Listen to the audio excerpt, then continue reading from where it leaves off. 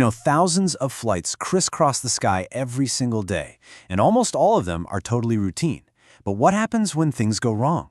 Well, sometimes the most important instrument on that plane isn't on the plane at all. It's a calm, steady voice coming from a dark room on the ground.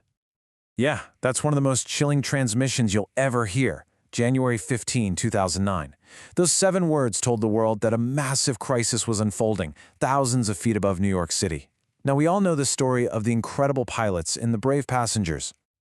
But let's flip the script. What about the person on the other end of that radio call? The one who's staring at a tiny blinking dot on a screen, trying to somehow guide a 70-ton glider with 155 people on board to safety. This is their story. This is what it looks like from inside the control room. So, meet Patrick Harton. For him, it was just a normal afternoon, pretty light traffic. He clears Cactus 1549 for takeoff, a totally routine departure. But then, just a couple minutes later, the call comes in that changes absolutely everything. A bird strike and a total loss of thrust in both engines. And what's so fascinating is the immediate mental math that happens in his head. First, he hears the pilot's voice, very calm, which is a great sign. That means a professional is at the controls. But he also instantly understands the brutal physics of the situation. With no engines, this huge Airbus A320 isn't really a plane anymore. It's a glider, and it is falling. This really gets to the core of an air traffic controller's mindset. As Harton put it, during the emergency, you just suppress everything. There's literally no time for fear, no time for panic. You just work the problem one step at a time. All the emotional stuff, the anxiety, the what-ifs, the terror of what could have been, that all hits you later.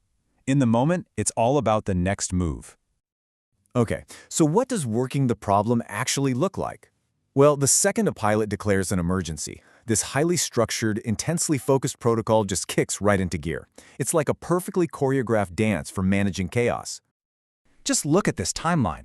The whole thing, from takeoff to ditching in the river, happens in just 6 minutes. 6! And right in the middle of that, Patrick Harton has less than 2 minutes to offer solutions, clear out the sky, and get help moving. He offers a return to LaGuardia. Pilot says no, can't make it. He offers Teterboro Airport, can't make it. Every no just shrinks the list of possibilities until the only thing left is the impossible. Now, the thing to remember here is that this isn't guesswork. It is a protocol that is drilled into every single controller, and it's built on 3 basic steps. 1, that emergency plane is the only thing in the universe that matters. 2, create a bubble of empty sky around it. Stop departures, stop arrivals, get everybody else out of the way. And 3, hit the crash button, which instantly alerts every first responder on the ground. And this brings up a super important point. It's never a solo act. While Patrick Harton is the one talking to the pilot, his entire team just springs into action. His supervisor is literally standing right behind him. One colleague is holding all the other planes trying to land. Another one stops departures from a totally different airport in Newark. The tower even starts calling boats and helicopters on the river before the plane has even hit the water. It was this incredible, all-hands-on-deck symphony of help. So this all leads us to the controller's playbook. Because it's not just about the formal rules, right? There's a whole mindset, a certain way of communicating that is absolutely vital in these moments. This is it. These 4 words. This is the single most important question a controller can ask. It's not about yelling orders. It's about support. It's saying, I'm here, I'm clearing the way, tell me what door you want me to open for you. And that's a really important distinction to understand. The pilot is always in command of their aircraft, period. They make the final call. The air traffic controller is their lifeline, their eyes and ears on the ground. Their job is to manage everything around the plane, so the pilot can just focus on one thing, flying the plane. This concept pretty much defines the job, responsibility without visibility.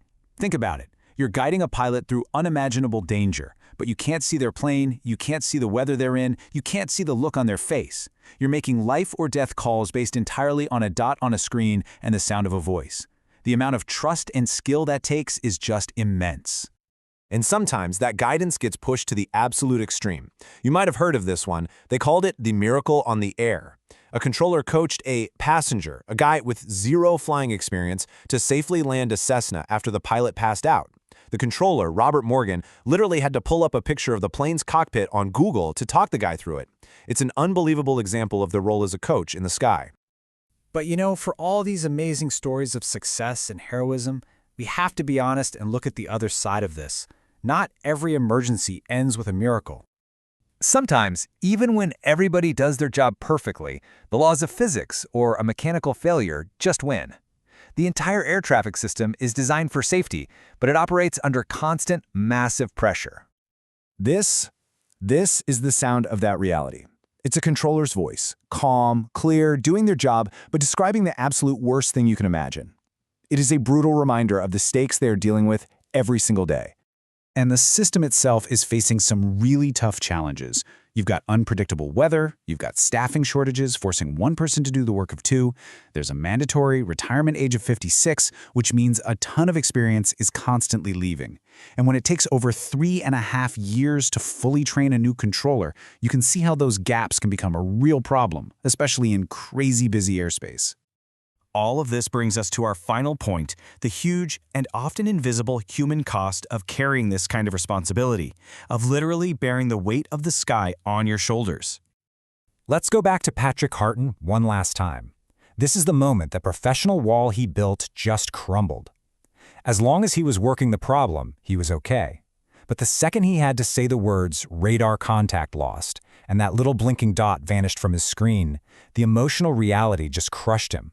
In that moment, he truly believed he had just listened to 155 people die. And for 45 agonizing minutes, that was his reality. As he was being debriefed, preparing the incident report, he had no idea if a single person had survived. It wasn't until a friend ran in and told him the news that that impossible weight was finally lifted.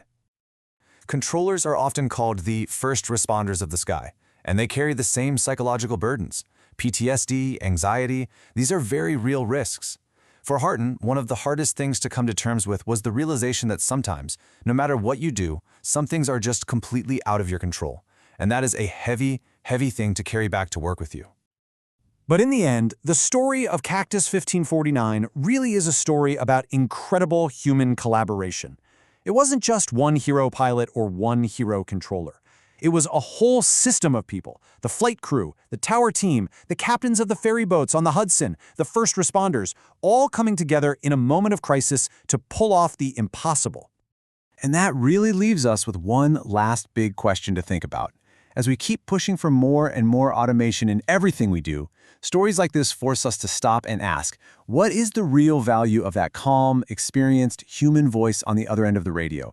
And how do we make sure it's always going to be there when we need it the most?